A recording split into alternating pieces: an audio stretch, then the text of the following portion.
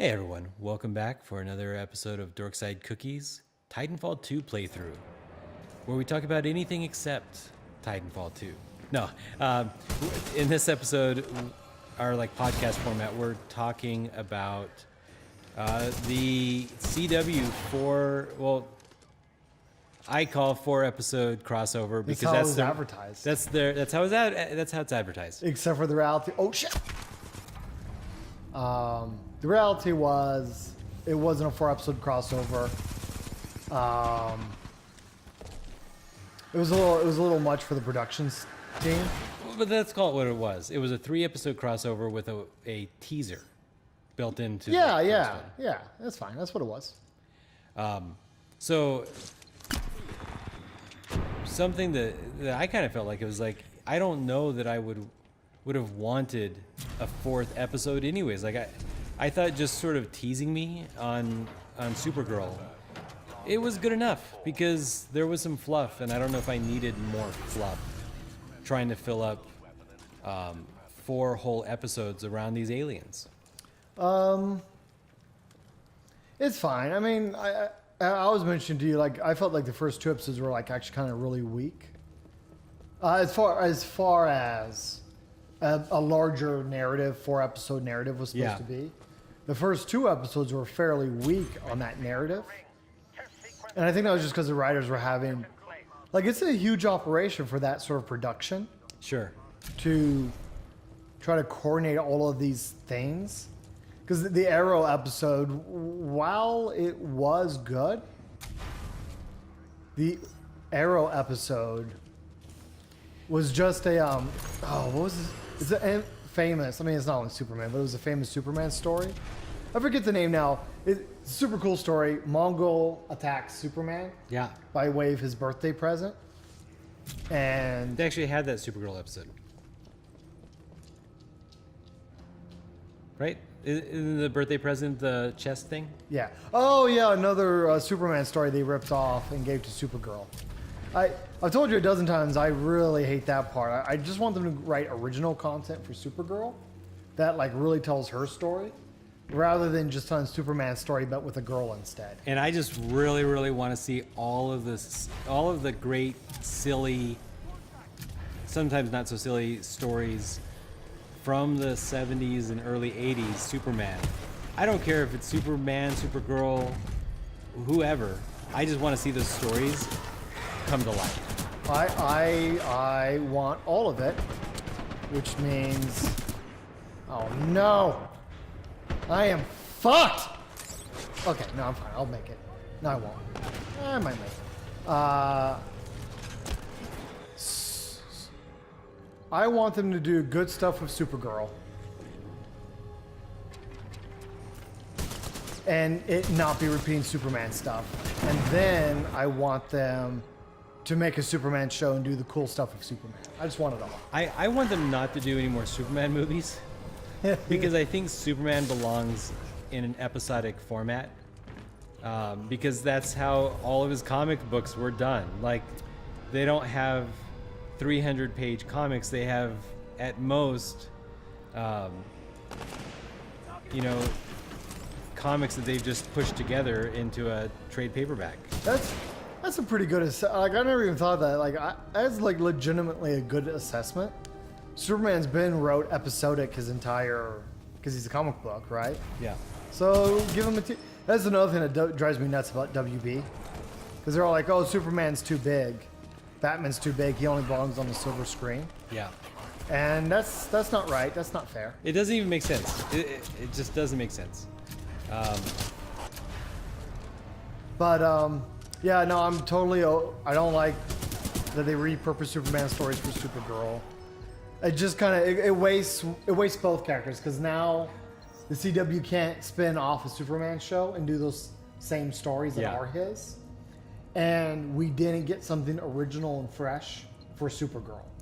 Now, in the Arrow crossover... And they do the same thing, because the Arrow episode was basically that story, where they were all kind of like living their dream. Yeah. And then kind of coming to terms with the fact that dream's not real. Yep. That's it. I mean, oh shit. No. Well, to go, so that was out of order, right? So that was the second to last. That was the middle, actually. Was it the middle or the end? That was. Oh, I fucked it up. That was the second episode. Yeah. Not counting the Supergirl teaser. Yes. So the Flash episode, when number I fucked one, it up again. I like the story mechanic of showing the ending of the story and then cutting back to 10 hours before. I kind of like it.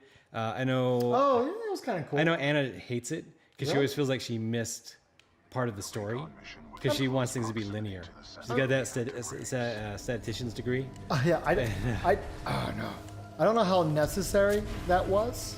Yeah, I don't know. But it makes for a good hook. Well, no, I just meant, yeah, for the way they wrote it. Yeah. I don't know how necessary it was for them to write it like that. Yeah. But they wrote it that way, and I'm not, oh man, why am I so bad at this? I'm not like intrinsically upset that they wrote it that way. Yeah. I just don't know how oh my gosh. I don't know how necessary it was. That's all I gotta say about it. I just Sure. don't know how necessary it was. But one of the things I thought was kind of cool in that episode was they bury hints towards Supergirl's anger. Yes. And yeah, it's just kind of a little nod, but it is part of the Supergirl or DC 52's Supergirl. Yes. That they don't really acknowledge in the Supergirl show that was on CBS. The only one episode. Only one episode, and it was done, gone. Yeah. It was all resolved. No more anger problems. But I like them. I like her being less two-dimensional. I've said that. Oh man, I'm gonna only try for this helmet a few more times, and then I'm just gonna move on. All right. I see the shiny thing, and I want to get it, but I also didn't know I was bad at this. We knew. I The fucking- rest of us knew, right, guys?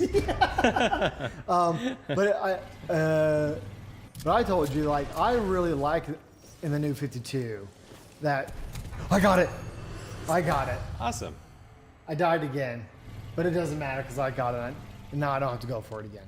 I liked in New 52 that Supergirl had these anger management issues. Yeah. One, it made sense because of her background. Sure. She was old enough to know Krypton, so she was angry for having it taken away from her. Yeah. Plus, it made her different from Kal-El. Exactly. And something they've barely touched on in the latest set of books, which kind of sucks.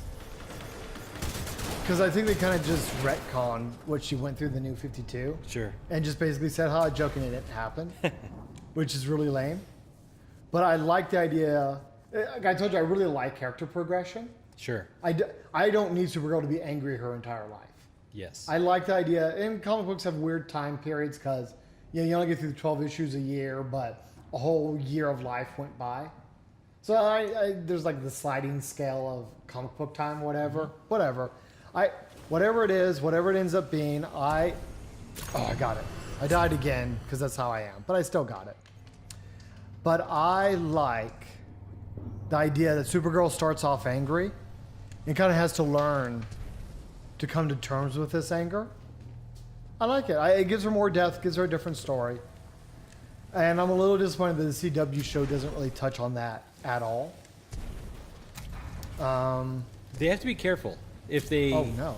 If they bring it in too quickly, like I want to hope that they're going to bring it in more, but if they bring it in too quickly, it's going to feel like, what happened? Did she get red kryptonite? How did she go from being?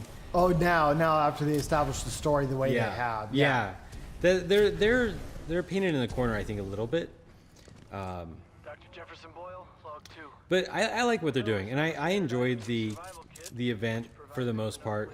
Well, and that's all. Like the episode 2 of Arrow, I was kind of like unthrilled about because it felt like retreading another storyline. It felt a little fillerish. Yeah. But for the most part, the fact that they even pulled off such an ambitious crossover and how it culminated in Legends of Tomorrow. I think I've told you, Legends of Tomorrow is like actually kind of my least favorite of the DC shows. Yeah. And I was pleasantly happy that it was my favorite of the crossovers. So you're not up to speed on Legends of Tomorrow this season, right? Or are you? I've kind of watched it, Okay. but like I'm so bad with it. I know there's very slowly a Legion of Doom coming together with Eobard Yeah. and Dark, I would think and that's it. That's all I know. I would think Legends of Tomorrow this season is everything you like. It's got Eobard-Thawne, it's got Dark. Like great- 6 or 7 episodes. It's got an Eobard for like 3 minutes. Sure, but they are great actors, and every time they come on, they bring such presence. I think they're great. Well, no, I'm giving you a hard time about that comment that it has everything I love, because it actually has the least amount of the things I love. Like when they first introduced Eobard, he was like talking to Dark, and I was like, "Oh my God, are they doing it? Is this going to become a Legion of Doom thing?" And then like 3 episodes later, Eobard finally shows up for 2 more minutes.